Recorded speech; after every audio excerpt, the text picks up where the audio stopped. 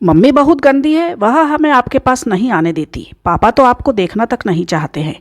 आपके हर महीने का पेंशन भी पापा ले लेते हैं। एक दिन मेरी मम्मी ने बताया कि तुम दादाजी के पास भूलकर भी मत जाना, उन्हें भयानक रोग हो गया है जो तुम्हें भी लग सकता है।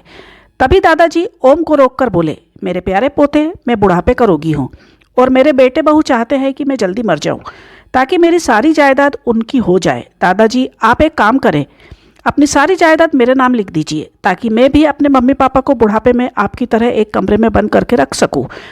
ओम, मैं अपनी सारी जायदाद अपने नौकर के नाम करके मरूंगा क्योंकि वही तो मेरी सेवा करता है, हालचाल पूछता है, मुझसे बातें करता है। दादाजी, आज से मैं आपकी सेवा करूंगा, आपको अपने हाथों से खाना खिलाऊंगा, पार्क और शहर घुमाने ले जाऊंगा और आपके पास बैठकर आपसे कहानियां सुनूंगा। ओम की बात सुनकर दादाजी बोल पड़े, तुम ऐसा मत करना वरना तुम्हारे मम्मी पापा तुमको बहुत मारेंगे।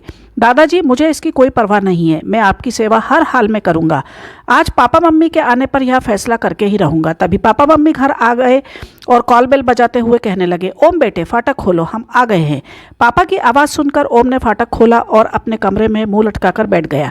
मम्मी कमरे में आकर उससे पूछने लगी, क्या हुआ, मुंह लटकाकर क्यों बैठे हो? मम्मी, अब मैं घर में इस शर्त पर रहूंगा कि आप मुझे दादाजी के पास जाने और उनकी सेवा करने दोगी, उनके साथ बैठकर खाना खाऊंगा और उन्हें घुमाने ले जाऊंगा।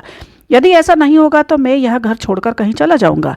बेटा, यह तुम क्या कह रहे हो? क्या दादाजी ने तुमसे कुछ कहा है? मम्मी, तुम दादाजी को कुछ मत कहना वरना मैं कुछ कर बैठूंगा। तुम दादाजी को गैर समझती हो, उनके पास नहीं जाती हो और ना ही हमें जाने देती हो। क्या तुम बूढ़ी नहीं होगी? जिस तरह तुम दादाजी के साथ कर रही हो उसी तरह का व्यवहार मैं भी बुढ़ापा आने पर तुम्हारे और पापा के साथ करूंगा। ओम बेटे, हमने भूल की है, चलो दादाजी से चलकर माफ़ी मांगते हैं और आज से हम सब दादाजी के साथ मिलकर रहेंगे, खाना खाएंगे और तुम भी दादाजी की खूब सेवा करना। ओम के पापा भी वहाँ आ गए और सब दादाजी के पास पहुंचकर अपनी भूल की माफ़ी मांगने लगे।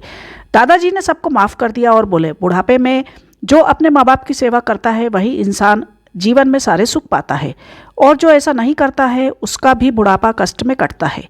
दादाजी की बात सुनकर ओम खुशी से हंस पड़ा। उस दिन से वह अपने दादाजी की सेवा करने लगा।